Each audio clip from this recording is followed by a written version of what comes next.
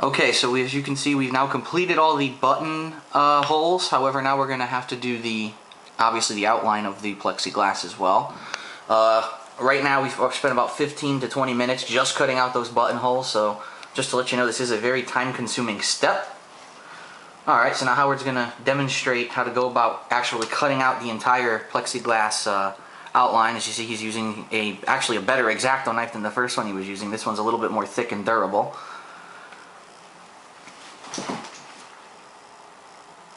So, what he's going to do is he's not actually going to cut just the outline. As you see, what he's actually doing is cutting straight incisions to the corners. He's actually going to cut out rectangular pieces to make the job a lot easier. If you try to do it all in one shot, you're going to find it's going to be very difficult. So there you go, he cut the top part off there.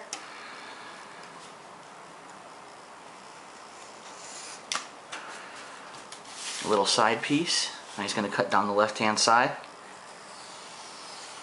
Around the tape, mind you. Now he's going to do another rectangle in the corner over here. There we go.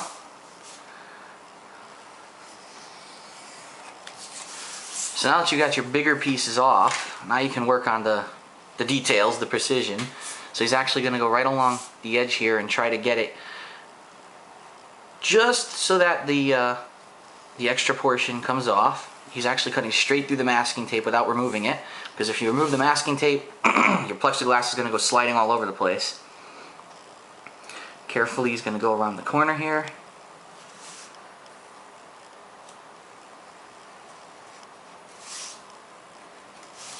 Got the corner off, good. A little bit of leftover there. One thing you want to be very careful about is do not put the X-Acto knife on top of the plexiglass, because you can scratch it. And the last thing you want is a nice beautiful custom top with a huge ass scratch going across it. Now he's going to go right down the bottom here, being very careful. As you can see, the masking tape came right off, but that's okay because he's almost done.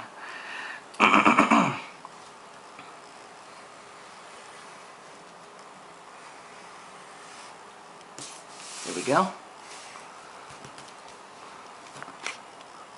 Ah, something we forgot.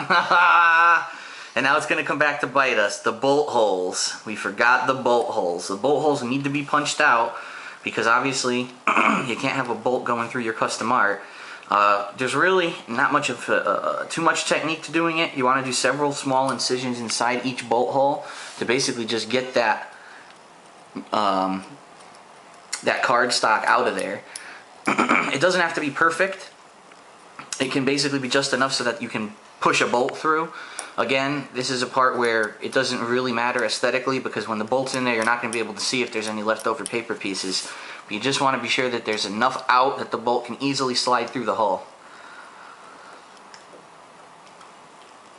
Ideally, you want to do this before you start cutting around the edges of the template, but as long as you still have some masking tape on, you shouldn't have any issue doing it.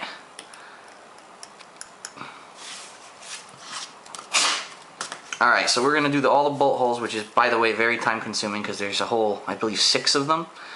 And then we're going to come back.